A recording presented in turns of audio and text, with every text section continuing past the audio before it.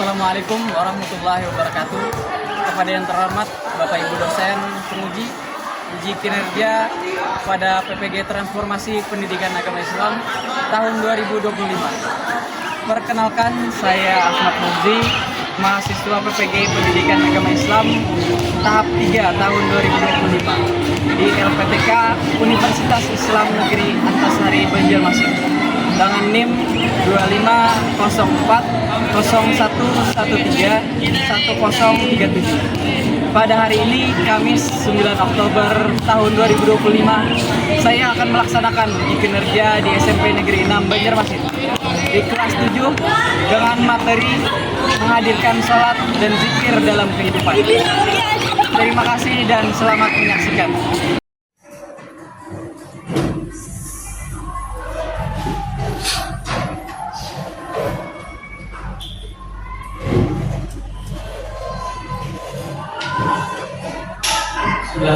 Assalamualaikum warahmatullahi wabarakatuh. Waalaikumsalam warahmatullahi wabarakatuh. Bismillahirrahmanirrahim. Alhamdulillahirabbil alamin. Wassalatu wassalamu ala asyrofil anbiya'i wal mursalin sayyidina wa maulana Muhammadin wa ala alihi washabbihi. Sebelum kita mulai pelajaran pada hari ini, marilah kita berdoa bersama-sama. Akan dipimpin oleh satu orang. Tidak.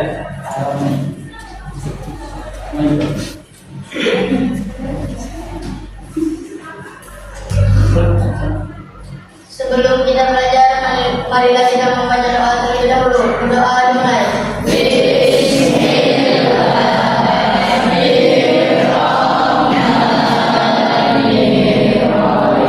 Sebelum memulai pelajaran pada hari ini, Bapak ingin mengetahui kehadiran kalian semuanya.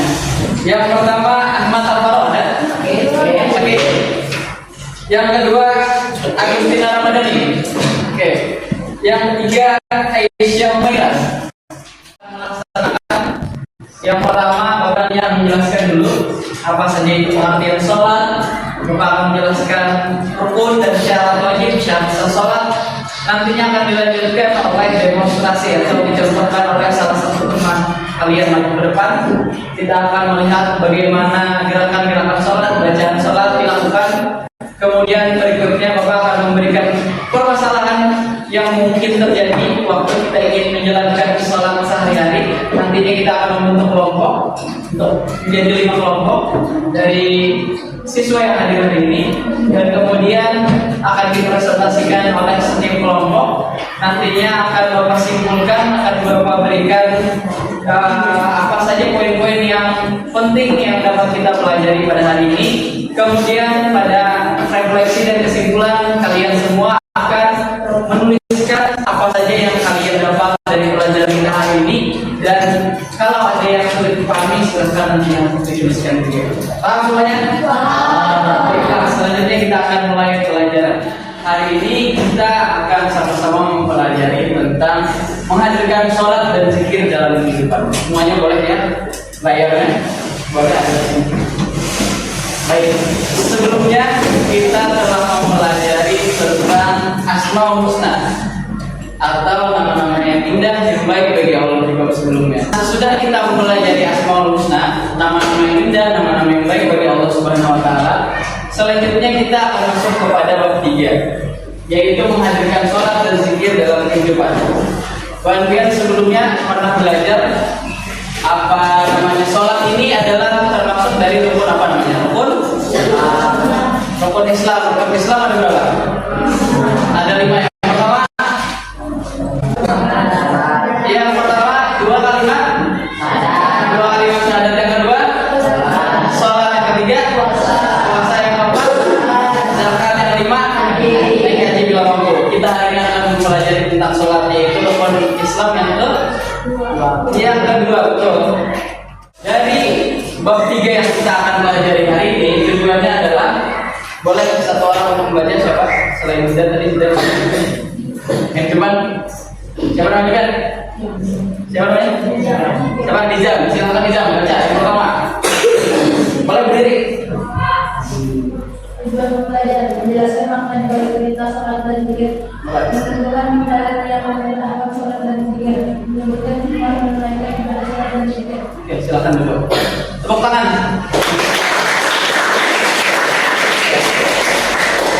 Oke, jadi tujuan kita mempelajari bab ini adalah yang pertama yaitu menjelaskan makna di balik perintah sholat dan zikir.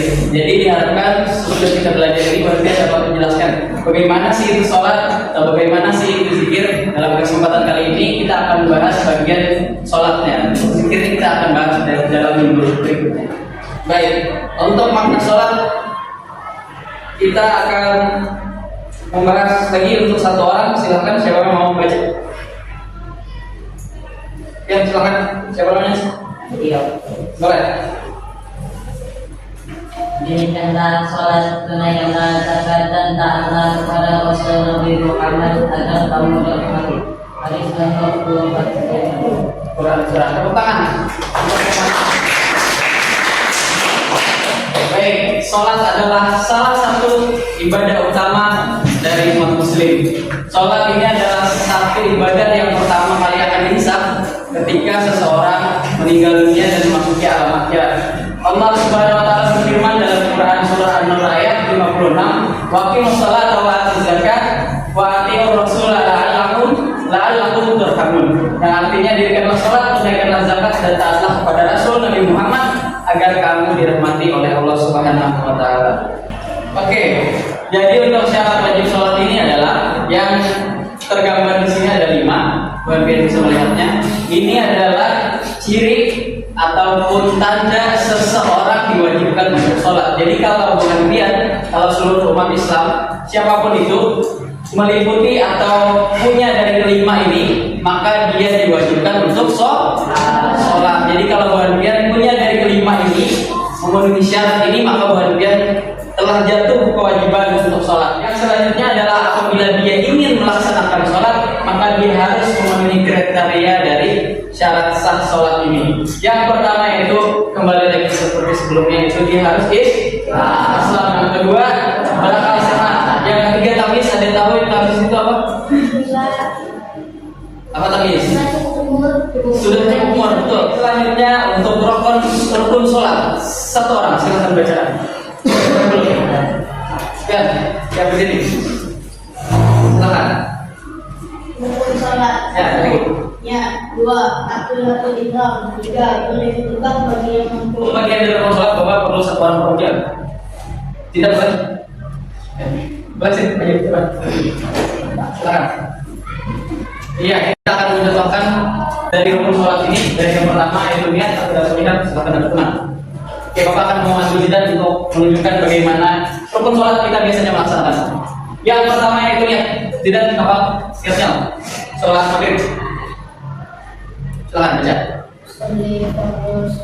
Sholli fardu. Maghrib selasa rakaat mustaqbil kiblatnya dan menghadap Tugas artinya? aku niat sholat maghrib 3 rakaat menghadap kiblat mengikuti imam nomor. Oke, bagus.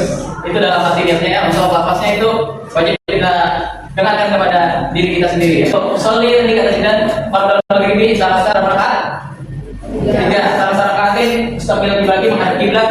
Adaan kalau sendiri, makmuman kalau menjadi makmum, imaman kalau menjadi imam. Lillahi ta'ala. Yang kedua Zidan, takbiratul ihram. Bagaimana? Oke, takbiratul ihram adalah takbir pembuka salat. Ini betul kata Zidan tadi. Allahu Akbar. Ini adalah takbiratul ihram. Yang ketiga, rukun salat adalah berdiri tegak bagi yang mampu. Ini kebetulan Zidan alhamdulillah bisa berdiri dengan tegak. Tapi kalau dia tidak bisa berdiri, maka boleh dengan duduk. Kalau dia tidak bisa duduk, mohon maaf, bisa dengan berbaring berapa atau berbaring. Atau kalau tidak bisa berbaring, kalau berbaring itu dia biasanya masih ada gerakannya. Tapi kalau berbaring tidak bisa pakai gerakan, boleh pakai isyarat mata. Kalau isyarat mata masih tidak bisa, boleh pakai hati, pakai niat. Yang penting dilaksanakan sholat. Kalau masih tidak bisa, maka tidak ada gunanya hati itu. Nah, itu maksudnya. Yang selanjutnya itu baca Al-Fatihah. Semuanya hafal Al-Fatihah? Ya. Pembukaan dari Al-Quran itu adalah rukun dalam sholat.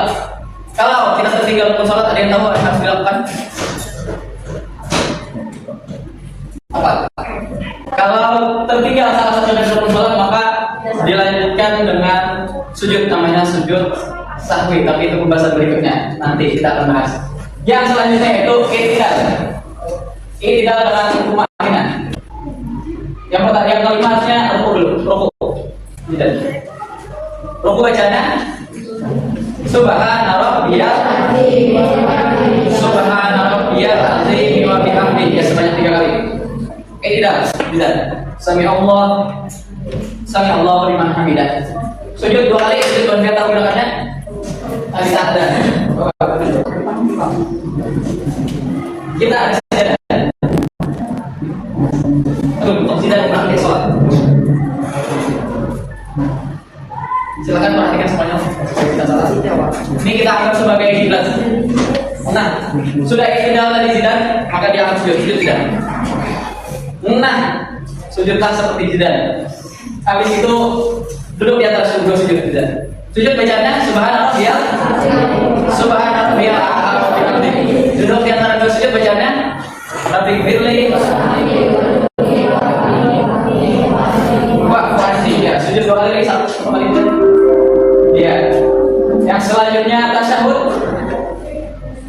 akhir, tasyahud awal dulu di sana. Rakaat kedua biasanya.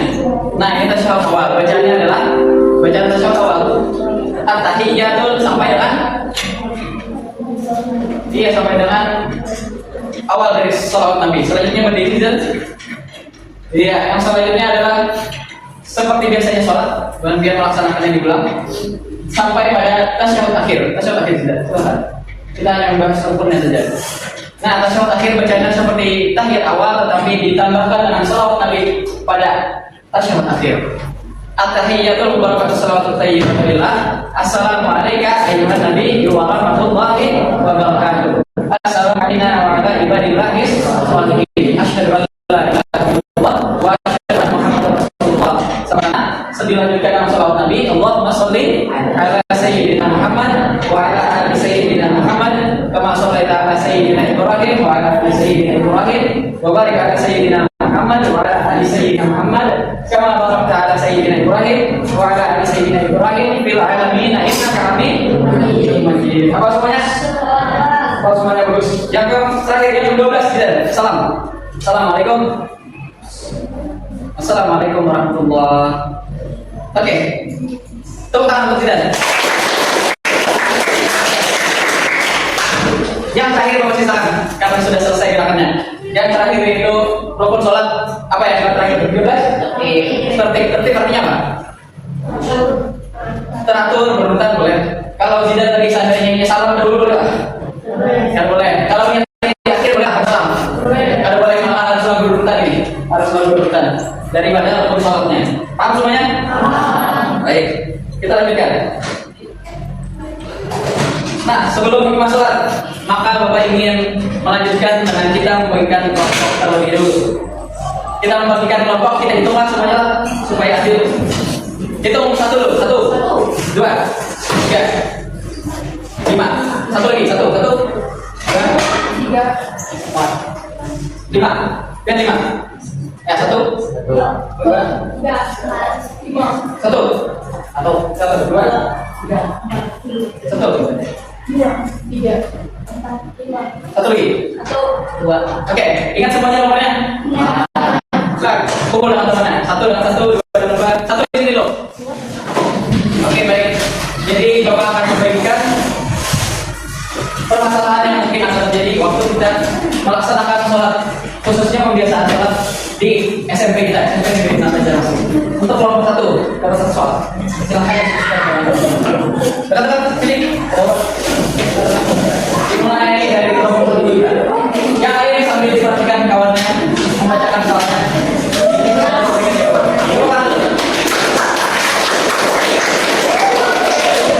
Yang lain boleh sambil diperhatikan. Oke, kenalkan kami dari kelompok 1 dan anggota-anggota kami ada Ali, Gidam, Tio, Nathan, Kayasa, dan Tia. Konsep pengenalan kami kami sebagai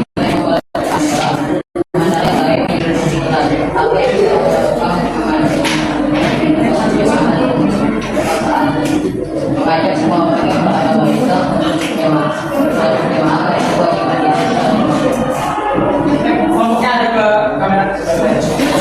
Dan sini berarti kita 11.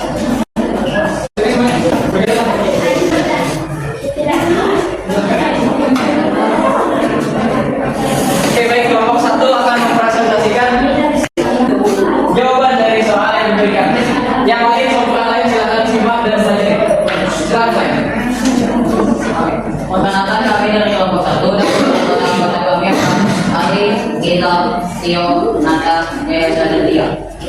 Konteks pemasalah kami adalah di Sokalonggo hanya sebagian siswa yang mau sholat berjamaah di sekolah, sementara yang lain memilih duduk di kelas. Apa yang bisa kamu lakukan untuk mengajak teman-teman saya sholat berjamaah atau memberi amal sekolah? Mengajak semua orang beragama Islam untuk sholat berjamaah karena kewajiban kita untuk sholat di waktu. Oke, Saya.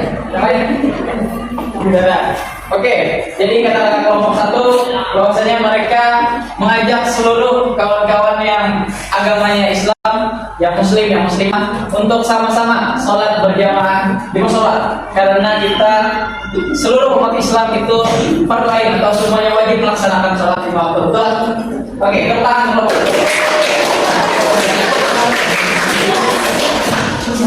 Jadi dari pertanyaan yang Bapak berikan, dari semua kelompok itu tidak ada yang namanya jawaban salah.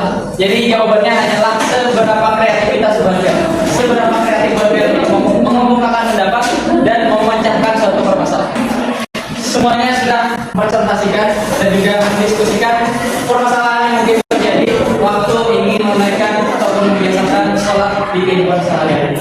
Bahwa jawabannya sudah bagus semuanya, semuanya sudah tidak ada yang salah dari jawaban yang kalian kerjakan dan didiskusikan. Hanya saja kreativitas warga dalam menjawab pertanyaannya. Baik, selanjutnya kita akan membahas tentang hikmah sholat.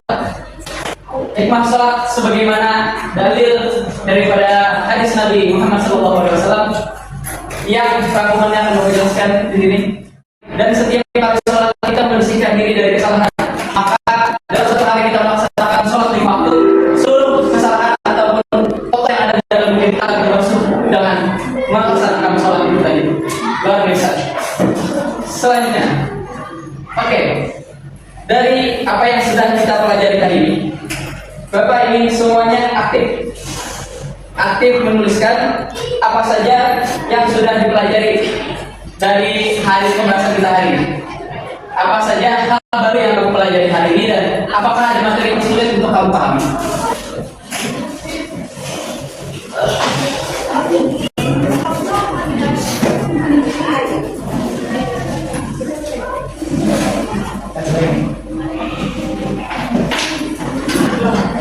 Oke, Bapak akan membacakan beberapa jawaban.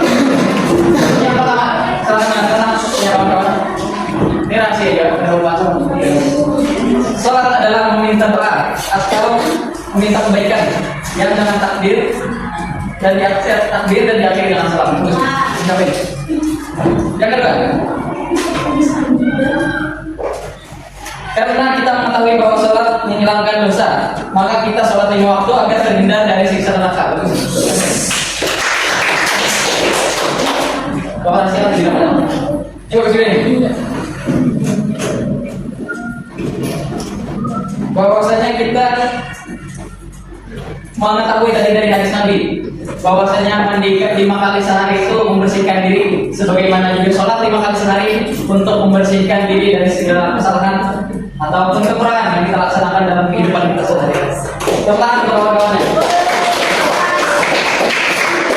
Itu tadi adalah hal-hal baru yang teman-teman dan kalian semua pelajari. Dan selanjutnya dan di pertemuan berikutnya kita akan melaksanakan praktik sholat. Oke, baik, itu tadi kesimpulan dan juga refleksi dari kalian semuanya yang Bapak bacakan beberapa. Mungkin cukup sekian saja pertemuan kita pada hari ini. Kita lanjutkan di pertemuan berikutnya. Terima kasih banyak. Assalamualaikum warahmatullahi wabarakatuh.